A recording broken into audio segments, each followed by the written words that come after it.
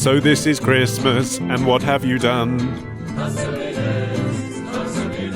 Is there any good reason to get off my bum?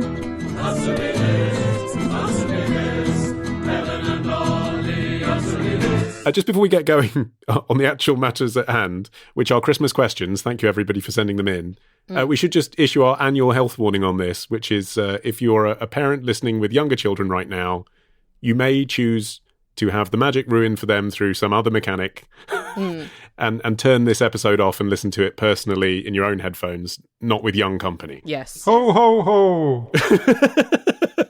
Here's a question from Julia, from Ottawa, but living in Dublin, who says, Helen, answer me this. Should I start the elf on the shelf tradition for my kids?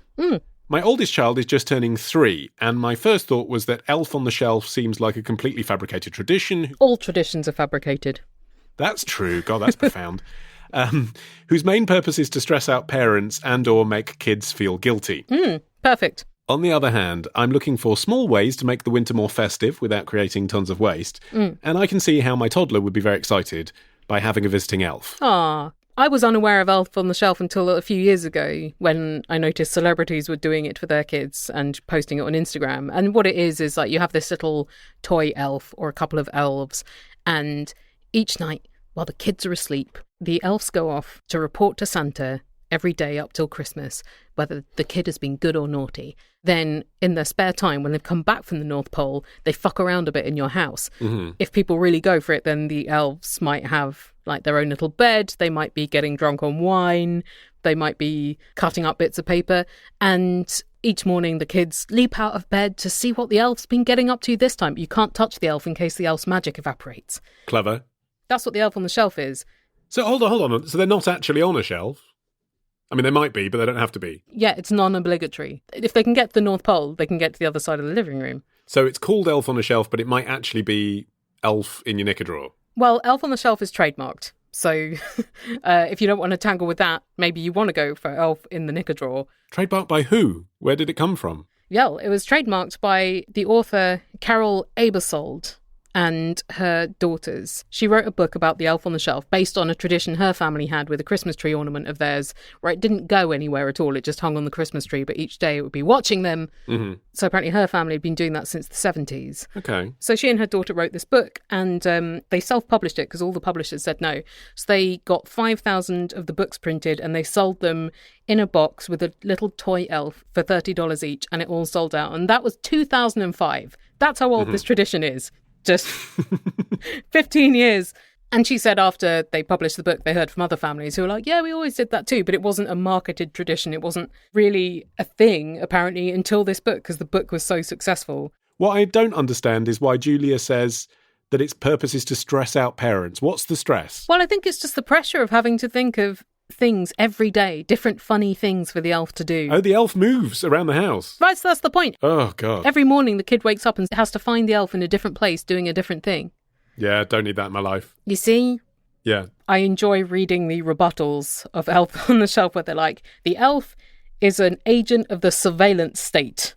And there are lots of characters from Christmas mythology who are checking in on children to see if you're naughty and reporting back to Santa. We talked about Zwarte Piet, didn't we, in the show? Oh, the blackface before. one from Holland, yeah. But unlike Zwarte Piet, the elf is in your home. That's something to fear all the time, rather than just when you go to see Zwarte Piet ride into town. You're saying this like this is a bad thing. I mean, I didn't know about the Elf on the Shelf tradition, but I've organically created a version of this myself, which is it's a riff on the naughty or nice thing, which is in pre-pandemic times when we were able to go to places. In sort of October, November, I would tell Harvey wherever we were. So like, say, for example, we were in a shopping mall and there'd be a security camera above us.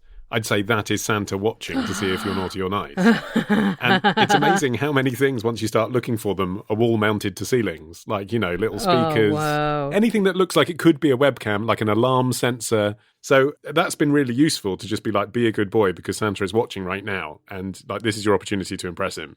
So I do that anyway, and I think it's quite a useful parenting technique. Has that created like a positive association for Santa with your son? Or is he just like, Santa's a bit of a narc? It's real judgmental. Yeah, but you know what the end is, don't you? Like, the end is he's going to get his present, isn't he? So I guess so, yeah. Well, then why does he have to behave? Because he's probably going to get them even if he's naughty. Because it makes November easier for me, that's why. Like, stop being a dick, Santa's watching, that's all. It's just useful.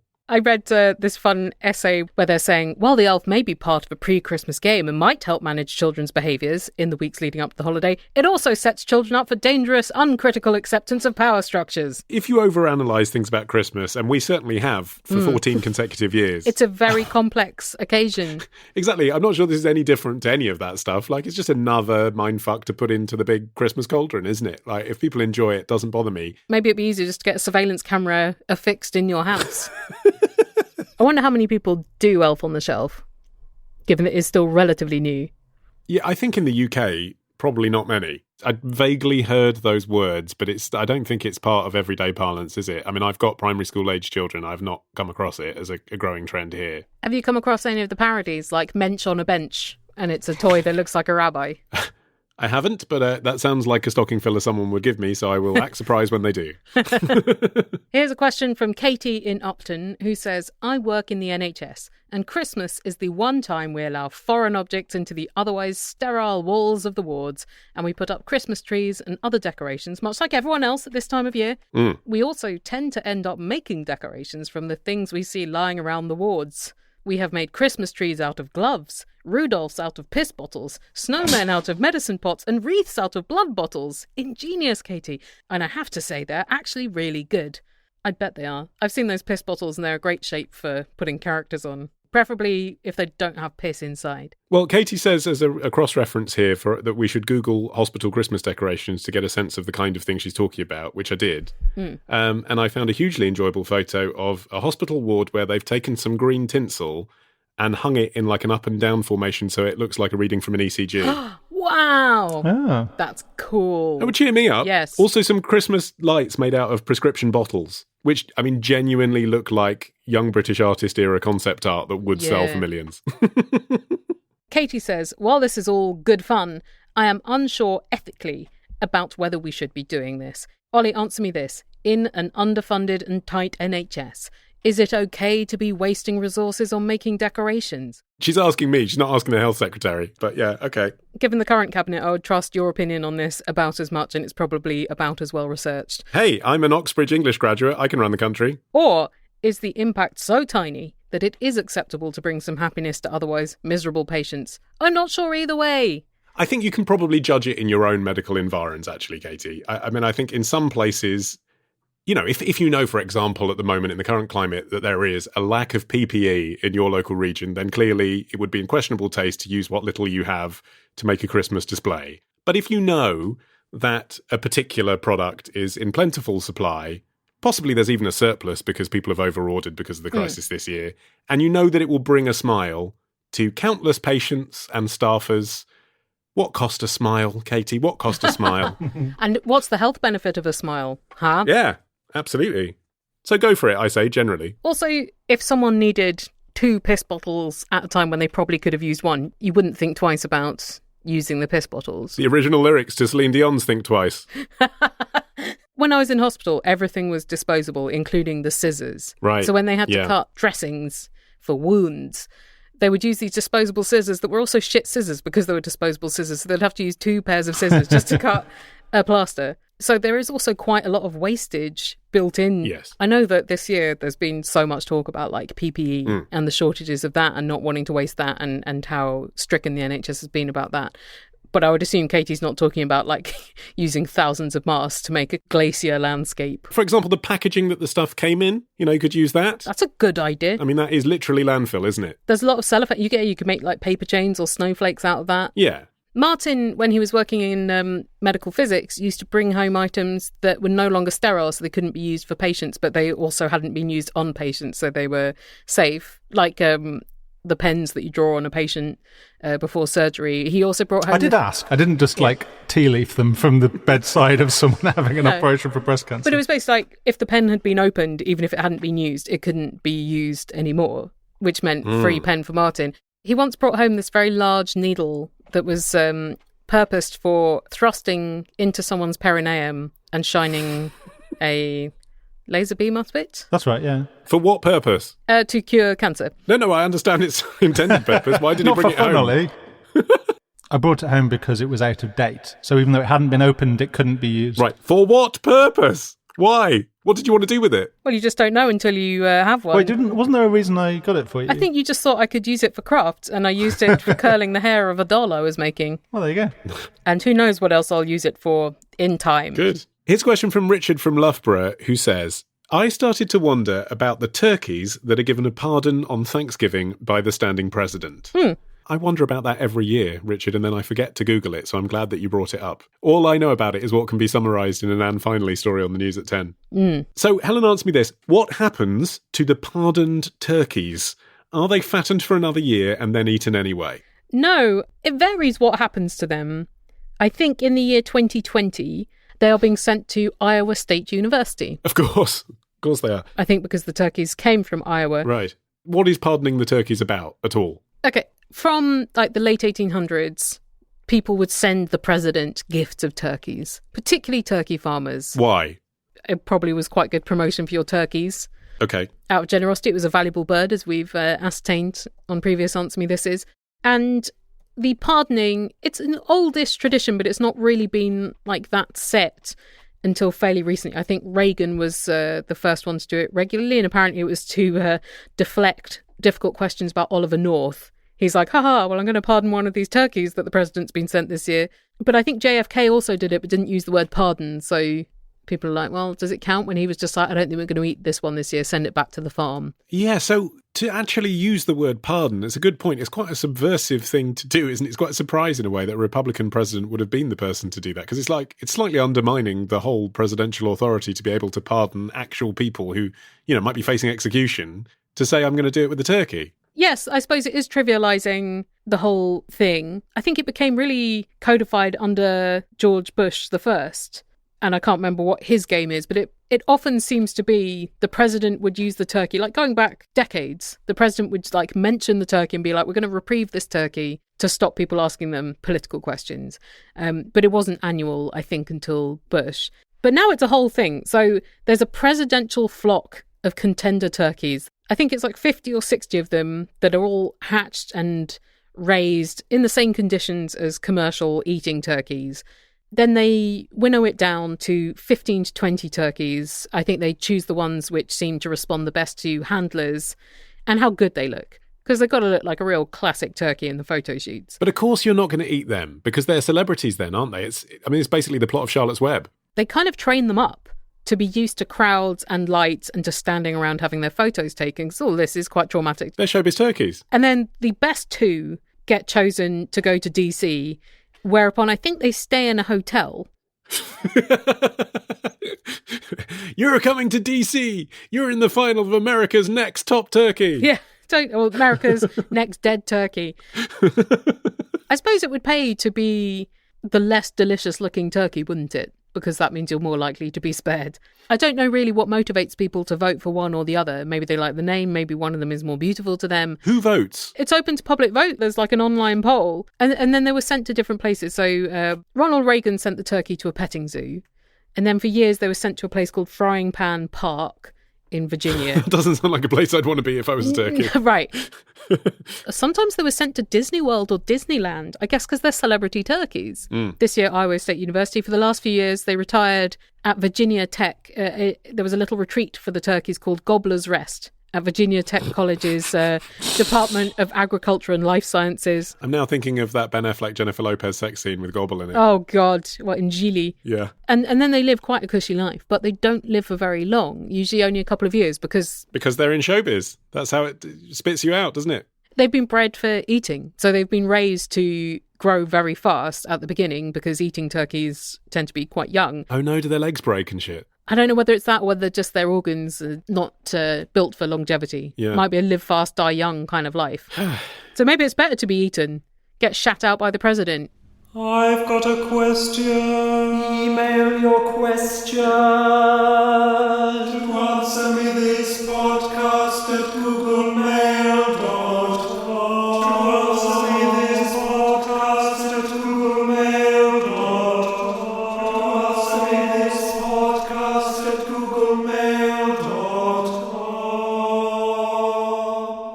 So, retrospectors, what historical events are we ticking off on this week's run of Today in History? On Monday, the anniversary of the day Ozzy Osbourne and a bat came face to face on stage. On Tuesday, we go back to the future with a potted history of the DeLorean.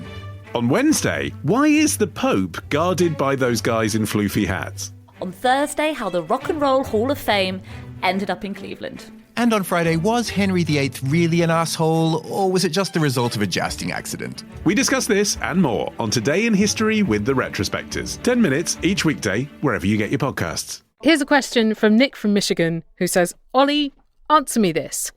Does Jesus porn exist? Every porn exists, doesn't it? Yeah. Well, that's the law of porn. I want you to know that we ummed and erred about whether or not to include this question. Well, you did. I thought it would go well. Yeah, but you weren't the one who was going to then spend half an hour before we record the show watching porn as research. No, that's true. But that was going to happen anyway, Ollie, to be fair. My concern was, is this going to really put me in the right frame of mind to focus on the important matters that we discuss on the show? But I took one for the team. As did Jesus. Pardon? He took one for the team being all of humankind. I see. Frankly, Nick, you could have typed Jesus into Pornhub yourself, but anyway, I've done it now. And let me tell you what I found. So some fetish stuff, first of all, which Jesus was just a keyword in, so none's getting it on, obviously.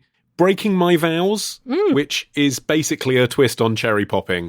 It's a married woman saying, look, I'm going to have extramarital sex for the first time, and it'll be on camera. So that somehow involves Jesus, because I suppose it's slightly kind of looking into viewers who have a fetish for religious shame. Mm-hmm. And then I did find quite a disturbing video. I wouldn't necessarily suggest that you click on it, but it was a lady being tackled quite hard by multiple sources while saying praise Jesus. Right. She wasn't being tackled by all the disciples? No, they weren't in costume. It was just men. I should say I had the sound down because my wife and child were in the next room.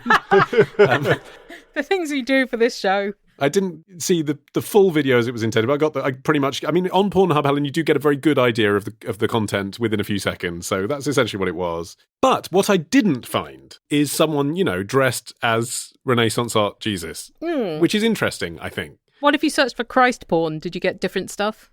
I searched for everything, Helen.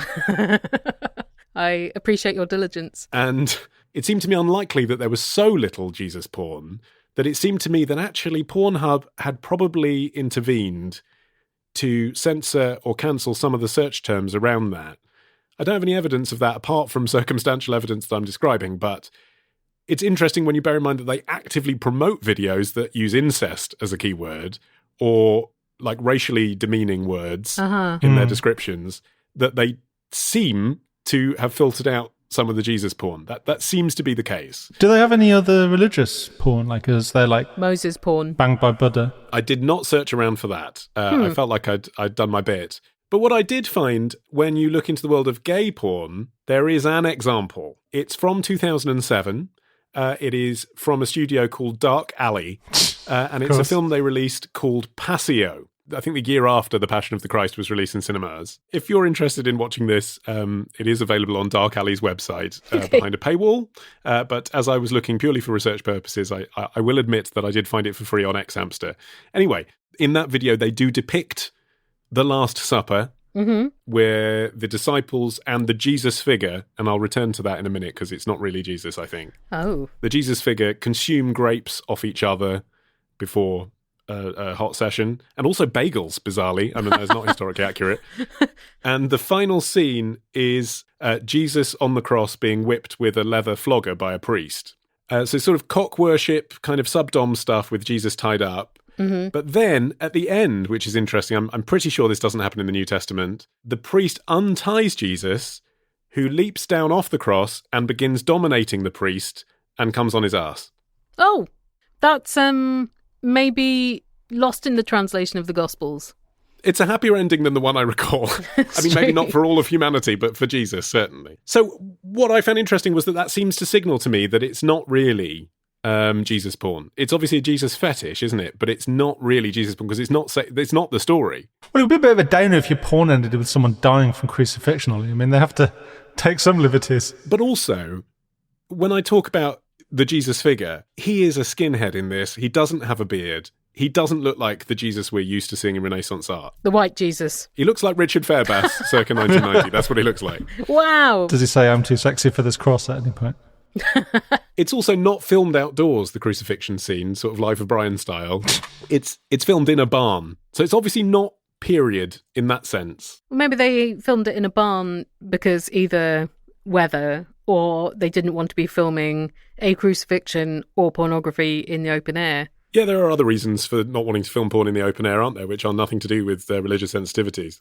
So it seems to me like they're just trying to push buttons, and I looked into it, and the director of the film has since admitted that it was a publicity stunt when their porn studio was a startup. They thought, essentially, how can we create some controversy with a limited budget? And, to do that scene, it's a few planks of wood, isn't it, for the crucifixion and a tablecloth for the Last Supper. Yeah. So I think it was just about stirring up shit. I don't think it was really tapping into Jesus porn fully. Like, they could have put a beard on him, but they didn't. Do you know what I mean? So it was just a case of, let's just do it because it's funny. I wonder whether there is any Jesus's conception porn where it's like women getting fucked by angels. Well, I mean, I'd argue that something quite close to that is Madonna's Like a Prayer video. Yeah. And even then, like, you look back on that and you think, because at the time it was very controversial, like, oh, Madonna's kissing black Jesus.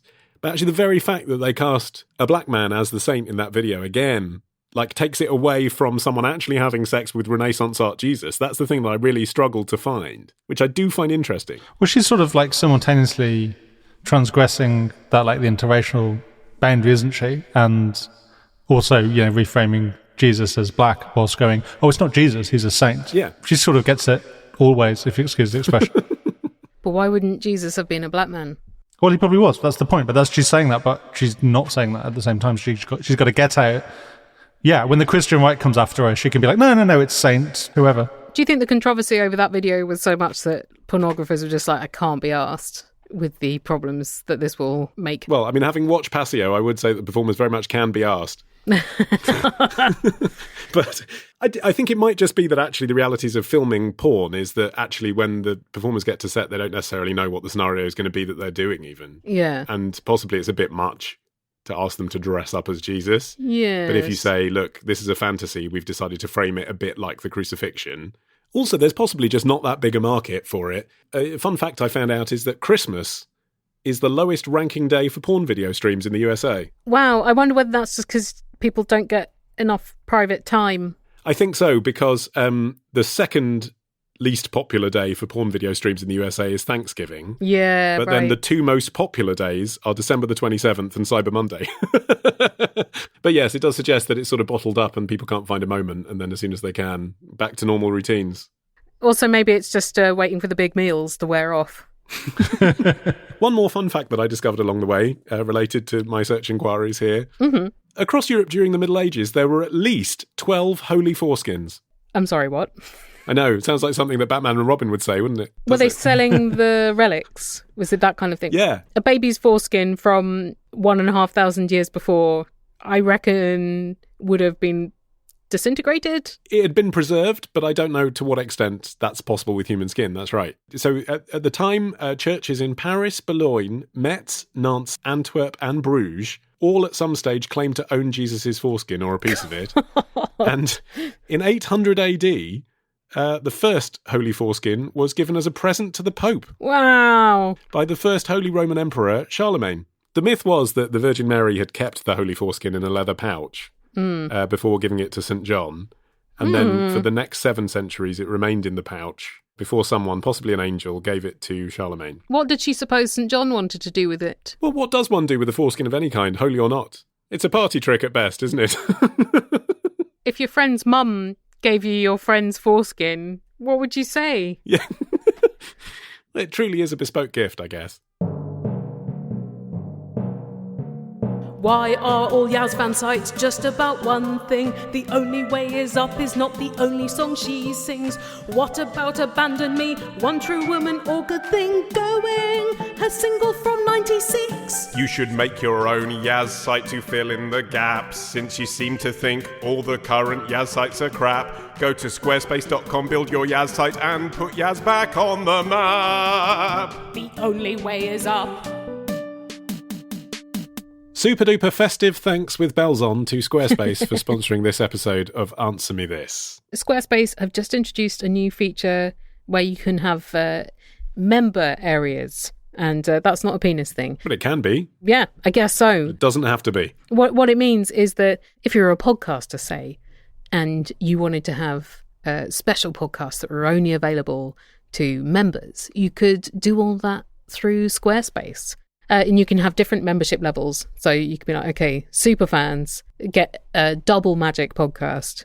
You can have one-off fees or recurring memberships or free, and you're just rewarding people's diligence. I guess you don't have to be selling anything either. Like, it could be quite useful if, for example, you've got a blog where you kind of get deep in the weeds in some blog posts and then more mainstream in others, and then you can create an area for people that are interested in the very deep stuff. Just keep the riffraff out. Yeah, well, give you a bit more permission to bitch about everyone, wouldn't it? And be that little bit more honest if you knew it wasn't going to turn up on Google. And that's an add-on product to Squarespace. But they also have oodles of free features, and you can check them all out if you go to squarespace.com/answer and play around using the 2-week free trial. And once your 2-week free trial is over and you think, yes, I want this in my life, thank you, Squarespace, then you can get 10% off your first purchase of a website or domain when you use our code ANSWER. Hi, Helen and Ollie. Katie from Christchurch in New Zealand here. I am thinking about advent calendars because I love advent calendars, especially as gifts, whether received or given. I've made ones with different tea varieties and ones with novelty international snacks before. Answer me this. What is the best alternative advent calendar that you've ever come across? And also, what one do you wish existed that someone might make for you? Oh, that's nice that she's making advent calendars for people. That's awesome. I think a homemade advent calendar is a great idea, yeah. I made my friend Claire one with, she was very into men with beards, and this was 2003, so there weren't as many of them around as there are now. So I made her an advent calendar full of pictures of men with beards. That's great. I remember that it was a novelty in the 80s to have a chocolate advent calendar. Yeah, totally. Rather than just one with pictures of, like, angels. Yeah, I had one of those really boring advent calendars in the 80s, and I was a Jew. Like, I had the ones where you just open the flap and you get a picture of a candle and a line from a carol. The chocolate ones, I waited for years to get one because my family was so anti-sweets. So when I did, I was thrilled, but I quickly wished for the ones which had no sweets in but just good pictures because they tended to be the same underneath whatever the cover picture was. Yes. And then a few years ago, Martin got me one. I think it was a pretty cheap one, wasn't it? No, it's very expensive. Okay, he got me a really expensive one. For the record. Possibly as much as £2. And it's just pictures of dogs. It's so good that I've got it out each year. But also the main picture above the windows is of a really cute dog. It's of a dog with like a top hat on. And like this little tongue sticking out. The point is, I'm as happy with an advent calendar without things in it as long as the pictures are good. But that's the shame, isn't it? Is that the premium advent calendar trend has actually made it so that I bet if you went into Poundland, you wouldn't be able to get one that was just pictures, even though that would be the perfect emporium to buy the fun one with dogs. I bet they just sell crap chocolate. Do you know what I mean? I always used to save mine up from the chocolate ones. Like, I saved them all up. Not all of them, but like a lot of them. So I had a really big chocolate treat on Christmas Day. Although you get chocolate for Christmas, so I don't know why. Well, basically Charlie Bucket. yeah.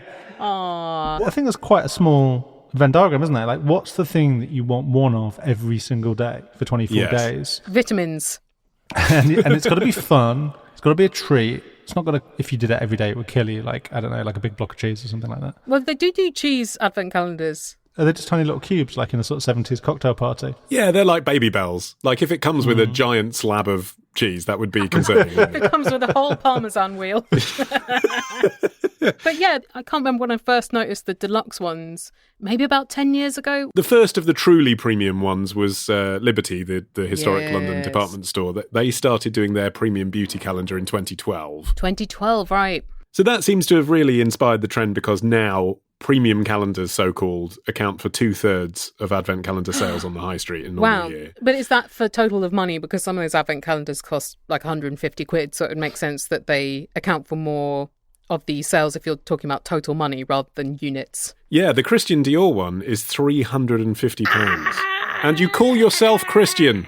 Huh? Like, the Liberty one is really clever because they put inside what were effectively, I mean, they're very shishi high-end, but nonetheless free beauty samples. That's what they were. They put in the calendar stuff that had you spent £100 on a Liberty beauty counter on something else, they might have just chucked in the bag anyway. So it didn't cost Liberty anything to get those samples. Well... And then they charge people to sell it to them and make it feel special rather than promotional. I suppose now they're even potentially charging the people who are supplying the samples, aren't they? So that, they're getting the exposure of being in the limited edition calendar. That's what I was wondering, whether companies are really jostling to get into the Liberty calendar or like the Cult Beauty one or John Lewis, because then they get people into a product. Oh, it's really pretty, though. It is pretty. That's how they get you, Martin.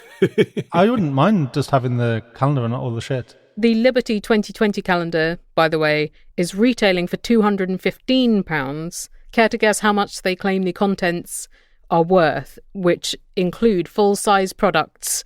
£10,000. It's less than £10,000. They'll claim 600. 789. Yeah, calling bullshit on that. Well, why wouldn't I just buy the thing I wanted? But I suppose as adults, maybe we want a present and we want the serendipity of it not having totally been a present that we chose for ourselves. But I remember when I was young, my mum was like, well, it's stupid to buy a chocolate advent calendar. It's much cheaper to buy you a slab of chocolate. Here it is. So, Alison Zaltzman. Why are you opening little doors to look at a picture? Just look at a picture that's on the wall. So I suppose it's not a rational urge, but it is that treat urge. I mean, treating yourself is the problem for me. Yeah. Because the really extravagant ones, I don't know about you, but like my kind of personal spending limit on an advent calendar for myself that I'm buying myself is maybe 20 quid, but probably 15. I wouldn't spend 50 quid or 100 quid on myself for an advent calendar. It'd be a nice gift to receive, but then who gives a gift on the 1st of December? I've never allowed myself to think that I would buy myself, like I like bath bombs. So I'm sure there exists a bath bomb calendar where every day you get a bath bomb, but it would be 100 quid and I wouldn't spend that on myself. And would you want 24 bath bombs? Well, I wouldn't use them on 24 consecutive days if I'm honest. Sorry, that's the rules. It's in the Gospels. From the beauty ones, I feel like it evolved quite quickly into the booze ones. And then like socks, Lego ones look cool, actually. So, well, the Lego ones, I've not done Lego, I've done Playmobil. And what it was like build your own stable. It's a nice idea because every day you open a different piece of Playmobil and then at the end of it, you build the whole stable. But the problem is the plastic waste. So day one, horse, like a whole Playmobil horse. You're like, this is going to be great. Yeah. Day two, bucket. Okay, horse needs to eat from the bucket. We'll keep that toy. Day three, like little plastic shards that are supposed to be petals that go on the floor of the farm. Like, that's just going in landfill, isn't it? And like, there's lots like that, like at least 5 days where it was just like, this is supposedly the water that goes in the bucket. It's like, no, that's just going in the bin. Just tiny miniature plastic shards, basically. Lots of things for a little child to swallow, God. Yeah, exactly. Yeah, I saw one which was sewing supplies, and I thought that's cool. But then I looked at what is in there, and it's, if you like sewing, you will already have these things because it's like pins, a tape measure. I mean, that's where beer is quite useful, isn't it? Because if you like beer... You probably get through more beer. Exactly. You can keep it in the shed for 6 months, can't you, until you're ready to drink it. So that's at least it doesn't go to waste. I've also seen this year pork crackling. Wow. Popcorn, which I thought was a bit of a swizz. Yes, because we all know that the profit margin is large. Astronomical. Yeah. There's quite a lot of stationary ones now, which I thought you might like. There's paper chase ones. There's a Bic pens one, different pen every day. God. What is the most boring premium advent calendar you can give someone? Stationery has to be up there. I saw in Lidl a socket set one, and I was vaguely tempted because I was like, well, it is useful to have a socket set. Wow. There was a sex toys one. Yeah, obviously love honeydew them, don't they? But I just think there's a lot of pressure on people, to have sex every day in the build-up to Christmas, which presumably that isn't a treat for yourself, is it? You give it to your lover, and then it's a bit like, I want to have sex with you every day, I suppose just giving you options and surprises, and maybe that would be exciting. You're like, well, I wouldn't have bought myself this, but on the 12th day, we've got it. Wasn't the problem the quantity there? Isn't the problem like, I wouldn't have bought myself 24 different sex toys? Because that's more than I need. Mm. I'm not sure it's about need, Martin. Well, again, it's about the sample, isn't it? Like, I didn't know whether I'd like cock rings, but this way I can try an egg and then I can try a cock ring. Now I've got 24 cock rings. I saw one for dogs, and it was a big piece of wood in the shape of a bone with little hollows in which you put a bone-shaped dog biscuit for each day, and you refilled it each year. And I thought, like, that's open to the dog just leaping up, wrenching it off the wall. And dogs don't give a shit about Advent, do they? We've bought our cat Alvin a catnip cushion for Christmas. Well, I say for Christmas, actually for Hanukkah. It says Happy Hanukkah on it.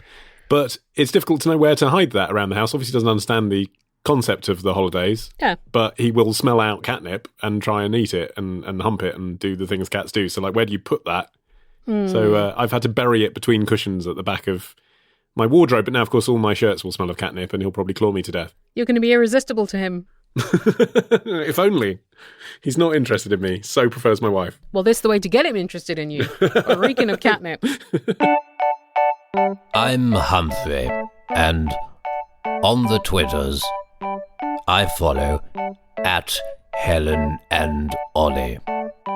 I should clarify, when I say at, I don't mean the preposition at. I mean one of those A's with a surrounding circle, of the sort that used to designate the price of fruit per fruit.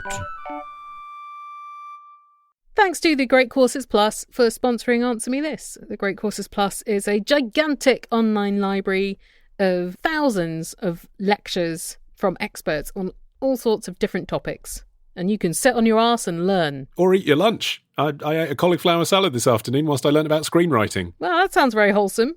Educational and high in vitamins. The lecture wasn't that wholesome, actually. It had lots of discussions about The Godfather. Okay. The lecture was interesting because the guy who teaches it, who's a lecturer from Ohio State University, the examples that he uses are really useful because they're films that everyone knows. So it's like he talks about Jaws and Annie Hall and Star Wars and Pulp Fiction. And the lecture that I was watching was about Toy Story. He was saying like the way that Toy Story was written was reverse engineering the story from the final page of the script, which, spoiler on a 25-year-old film, is about mortality, and that the film starts with Woody knowing that he's being replaced by Buzz and ends with Woody and Buzz both recognising in each other they're going to be replaced by a puppy. And if you know that's where you're going to, then you reverse engineer all the scenes back from that, basically. Right. And of course, you don't think that analytically about stuff when you're watching it, but I understand that when you're writing it, it would help you avoid writer's block, because you're thinking, okay, these are the goals, now let's write the bits in between. Well, the Great Courses Plus is offering you, our precious Answer Me This listeners, a free month of unlimited access to the entire library. There's not just stuff about screenwriting, there's so many subjects to choose from. And you can take out that trial by heading on now to thegreatcoursesplus.com/answer. That is thegreatcoursesplus.com/answer. Hi, Helen and Ollie. It's Shaq here from London. In Christmas films like Miracle on 34th Street and The Santa Claus, the plot is always kick-started by the parents telling the kids that Santa Claus isn't real and that it's actually them that buys their presents, and then the kids get upset and they stop believing in Santa Claus. But then, of course, it turns out that Father Christmas actually is real and he does deliver loads of presents to every kid in the world every single year. So why is it that when the parents come down on Christmas Day, they're not wondering where the presents have come from?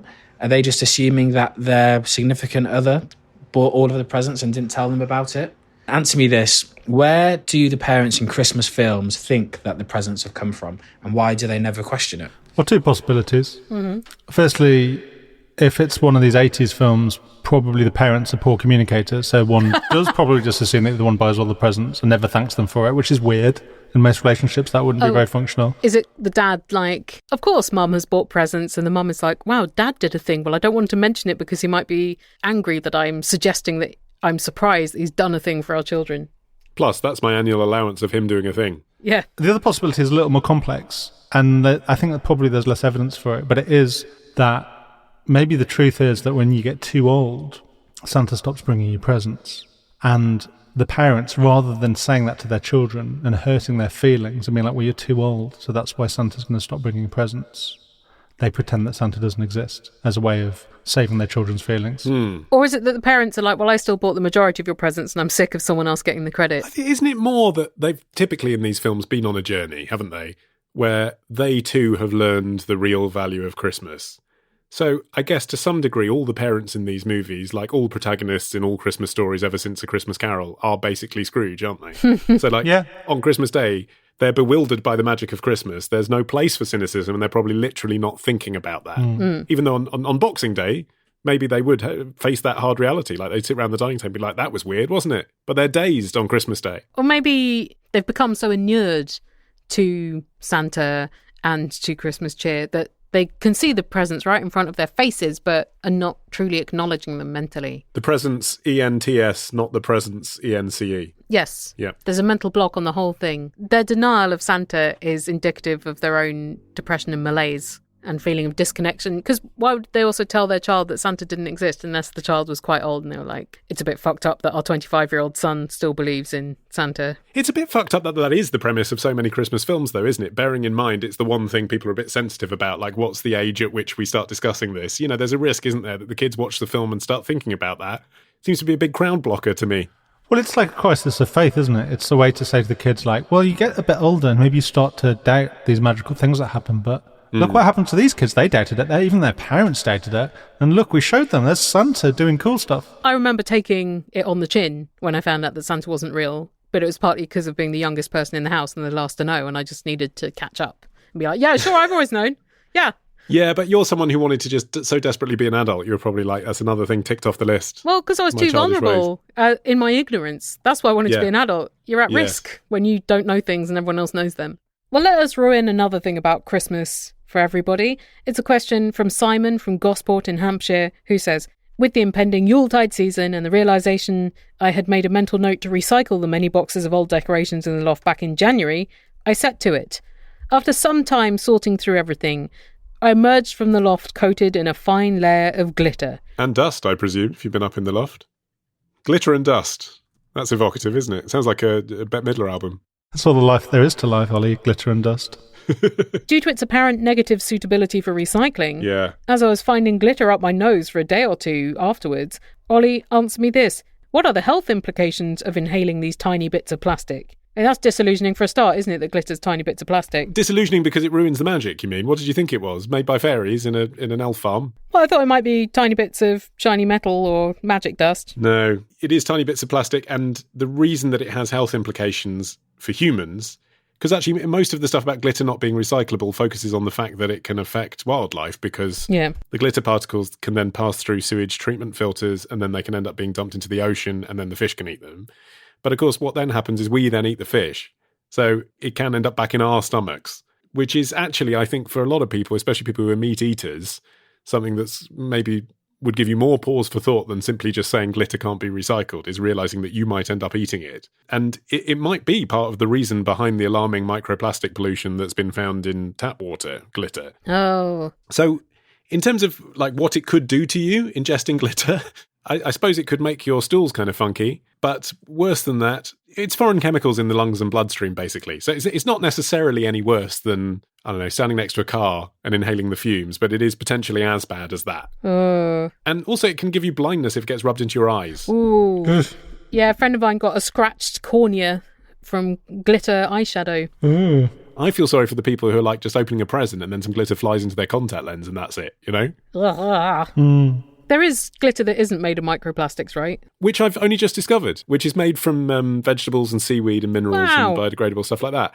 But the price is the problem. So, like in Tesco, a pack of 6 tubes of glitter is a £5. If you buy a 6-pack of eco-friendly glitter, it's about 40 quid. Maybe that's the price of glitter. Or I might even make it at home, Helen. Did you know you can make glitter? What? How? What? When? Take all your plastic belongings and chop them into many pieces. Put them in the blender. Bond them with aluminium. You stir food colouring. I'm not taking responsibility for this recipe. It's from Huffington Post. You stir food colouring into salt and put the mixture in the oven until the liquid disappears and bake for 10 minutes, and you have something that's a bit like glitter. I wonder if it's actually sparkly or whether it is just like colourful grit. Here's a question from Rob in Manchester who says, I have an older sister. We get on, but we're very different people and with very different tastes. That's siblings, isn't it? She could be described as a bit live, laugh, love. Aww. Well, I'm happy for her. And we don't have much in common. She tends to buy personalised presents and has discovered the idea of having photos blown up onto canvas as a go-to gift. Okie doke. The first time she did this for me and my wife, she sent us a link so we could choose and upload our own picture. So at least we had that level of control over it. But even then, it was something that only found its way to our wall when she visited. Right. I do sort of sympathise with that because there is something a bit naff about a canvas photo, isn't there? Which I got one free once as a promotion. And so obviously I took them up on it, but I did it as a picture of the cat and I put it in the utility room above the cat's bowl. Nice. I thought that was a good compromise. I once got printed on canvas one of Martin's photos of a bison drinking some water out of a puddle. Yeah. However, continues Rob, when we got married, she presented my parents with a massive canvas of a photo that she took of my wife and I at our wedding. That's a lot. I thought this was a bit weird, and it meant that neither us nor my parents got to choose which of our wedding photos was most prominent and massive in their house. Wow. But I let it go. We had a similar thing, like our friends gave us a montage of photos of our wedding. It wasn't a canvas thing. Yeah. But obviously, because they gave it to us, it included photos of them. And I'm not sure if we'd have chosen the photos from our wedding that we would have included those photos of them in our montage of our day's memory. They're not preventing you from making your own montage with your own montage pick. They kind of are, though, because actually, as it happens, I like the montage and it is up in our house and I never think about this anymore. But in 2016, when I was thinking about it, I did think I wouldn't have chosen those photos and now I can't choose any others because how many pictures of your own wedding do you want up in your house, you know? Our friend Alex, who took a lot of pictures at our wedding, got one of those like Apple photo books printed out afterwards of his pictures. He's good at pictures. And I thought, oh, that's nice. Yeah, photo book. Photo book doesn't go on the wall, does it? No, it does not go on the wall. And I was very happy to have Alex's editorial eye in it because it's like, here's how Alex perceived the wedding day. Yeah, photo book's totally different. Okay. 6 months ago, continued Rob, because this email is only half done, we had a baby. And as my family haven't seen much of him due to lockdown, we've been sending my parents and my sister a pretty much endless stream of pictures. Oh, no. It's putting paraffin on the fire, isn't it? It's bait for your sister. When our son was a couple of months old, my sister gave one of these pictures the same treatment and gave it to my parents as a present. Mm-hmm. Not a picture we would have chosen. And again, I felt it wasn't really her place to do this, especially as we had planned to have some of the nicer ones printed and mounted for my parents, but then felt the idea was a bit redundant once the, again, massive picture was there. You can't even pretend you broke it. Right. Because canvas pictures are hard to destroy unless you have a house fire, which would be a problem in a different way. They can be slit down the middle with a knife, but how would that happen by accident? Oh, you know, we were just stabbing the picture of our grandchild. Whoopsie. I hoped it would end there, says Rob. I'm guessing it didn't. Yeah, it's all going to end with his sister buying a billboard in Times Square, I think. And you guessed it, she has sent me, for my birthday, a picture that I sent her of my own son. There are literally hundreds of objectively better pictures of him that we have and have given to her, but he happens to be wearing an outfit that she bought. I see. Oh, so it's thoughtful of you to send her that picture. Yes. And take the risk that the picture would then come back to you. So, Helen, answer me this. How do I get my sister to stop using my life as material for her presents? I definitely couldn't just come out with it without major ructions. I know she means well and doesn't take setbacks or confrontations well. On the other hand, it's weird and annoying, and I want it to stop. What do I do? You're going to have to stop her getting access to photos for a start. Or send photos where the baby is like, you've coloured in its eyes red so it looks like a demon. Watermark them. Watermark your photos. Put a big Getty Images logo across it. Copyright Robin Manchester. Do not print under any circumstances. Yes. The first stage of any addiction is to admit that you have it, isn't it? I don't know if Photobox have an equivalent of, when the fun stops, stop, but maybe there's some sort of chuck-out policy for ordering too many canvas prints that they could help implement. The thing is, it sounds like she is very well-meaning, and this is quite sweet. However, I think buying someone the same gift repeatedly, effectively, is also, after a point, a bit inconsiderate because your wall space is finite. Yeah. Even if it's something that they liked the first time, Exactly. I'm conscious of that. Like, I used to give my grandma the same bottle of perfume every year, and then I noticed that she doesn't use it that much. I was like, how much perfume does she need? I'm going to switch. And she got a cupboard with 20 bottles of perfume in it. Probably, yeah. You can't even sell this gift on eBay either. She could sell the perfumes, but Rob can't do that. You might need to collude with your parents, and I don't know whether she takes this kind of thing better from them. Like, if she was going to their house and they just had the pictures like stacked behind the sofa and she's like, why haven't you got the pictures up? And they'll be like, well, dear, we thought we'd seen enough of this picture for a lifetime. Ooh. I'm just thinking of how my grandparents would have done it, or how my parents would. Is that less offensive? I think that's more gut-wrenching. I don't think you can do this subtly, unfortunately. No, I agree with that, but I think some straightforward, blunt words from the brother is probably better than the parents doing it. You could say, we have a no physical presence policy this year because we just don't have the room. And... Yeah, but it goes on the wall. So she, not everyone has like infinite wall. Especially if she's printing some huge. Yeah, but she knows how much wall he has. That's the problem. My mum is this person in the sense that she loves a photo-based gift and she doesn't always choose particularly amazing photos. However, what she does do is that she goes for a different product each year. Ah. So last year it was scatter cushions, this year it's jigsaws. So I feel like if there's a year where we think her photo-based present is a bit below par, it just goes in the drawer. But most years it's okay, and we've only got one photo-based gift per room. And you've got the interest of what will she think of next? Will it be one of those two-way sequin cushions where it looks like just sequins and then you brush it with your hand and your child appears? I mean, obviously, if this was a sitcom, then you'd respond by getting a terrible photo of your sister and turning it into a wall of her house as a mural, and then she'd learn. But that's probably not a sensible solution. Is there anything funny that you could do with them? Like, could you take a paintbrush to them and, like, redo your child so they're wearing, like, Shakespearean dress? That is fun, but then might that encourage her to do more if they're having so much fun with her presents? I think, unfortunately, it is going to involve a polite conversation, isn't it? Just be like, sister, you've been so sweet, but we can't accommodate more blown-up photo presents. Or if you were thinking of getting us a present this year, this would be really useful for us, rather than leaving it for her free choice, which will be a blown-up canvas portrait. You're not saying you don't like the ones she sent. Don't tell her that. Yeah, go in with gratitude and also a firm stop. And I think your parents backing you up would be useful, because it's possible she'll just get double the amount for your parents, particularly if she already reordered them. Yes. And I think also stop displaying them. It's a subtle clue. But if I'd bought someone something decorative and I didn't see them in their home, I would infer that they did not like it.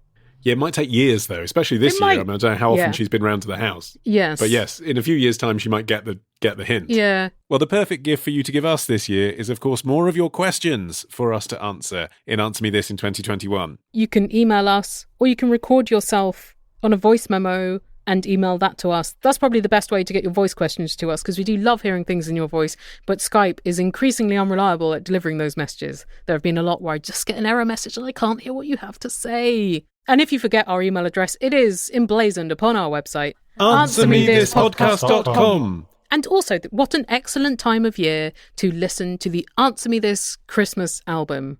I'd say we're in peak listening to that time right now. Perfect. Yes, we may have recorded it in 2013, but the answers within it remain perennial, don't they? Why do we kiss under the mistletoe? Why are we still eating Brussels sprouts? What was the biggest Christmas TV special of all time? Still current. Yep. Still worth listening to, and many of you do. We love it when you tweet us pictures of you listening to the Answer Me This Christmas album. Aww. And our Christmas album, along with all of our albums, are available at answermethisstore.com. Yes, and also at answermethisstore.com you can buy our 2020 release, Answer Me This Home Entertainment, and there is a link there so that you can buy it on iTunes now as well, if you would rather give Apple your credit card information than us. Yeah. Help a massive corporation out rather than your independent podcaster friends. It is that time of the year.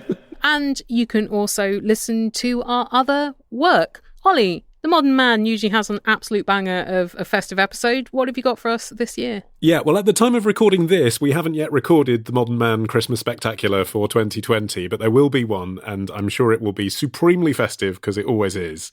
But actually, if you want to look back over all the Christmassy episodes that we've done, in the past I've spoken to the UK's most prolific celebrity Santa. I have spoken to someone who writes most of the pantos that get put on each year. Wow. I've spoken to a vicar about managing Christmas in modern-day London. I've put all of the Modern Man episodes about Christmas, so there's loads of them, onto one page of our website. Nice. So if you go there now and you want another festive hit, it is modernman.co.uk/Christmas. Lovely. Martin. I've got an EP. It's called Unwavering Sentinels of Dreaming. I'm surprised you've gone for such a commercial title, Martin. And you can get that by searching for Pale Bird, wherever you get music. Or you can also get it at palebird.bandcamp.com. Oh, and there's a video. I did a song called Many Moons, and I drew this video. It looks really pretty. So that song slaps. Search for that. Yeah, it's a nice song, and it's a pretty video. Handmade this video. The Illusionist has multiple Christmas episodes in the back catalogue, which are really, really fun ones, such as Why is Dickens the Christmassy guy, and about the unfair deal that the word Winterfall has. And this year's Christmas episode is going to be very song-based, but it's not out yet. But recently, I released a quiz in which every answer is a swear. So you listen to it and you shout out the answers. So it's basically an opportunity to shout out swears and being like, but it's educational, which I think might be a useful thing for people over the festive period to release some tension. My personal favourite is Windfucker. Oh yeah, I found some incredible facts out about kestrels. Oh. Okay, that's a free answer for you right away. Windfuckers. On which we will be back on the first Thursday of January with an all-new edition of the show. And in 2 weeks' time, we will drop into your feed something from the vaults, but for 1 month only. But you have to subscribe to the show. Get it. Yes, search for Answer Me This on your podcast app of choice and hit subscribe. And good luck in this festive season, everybody. Bye.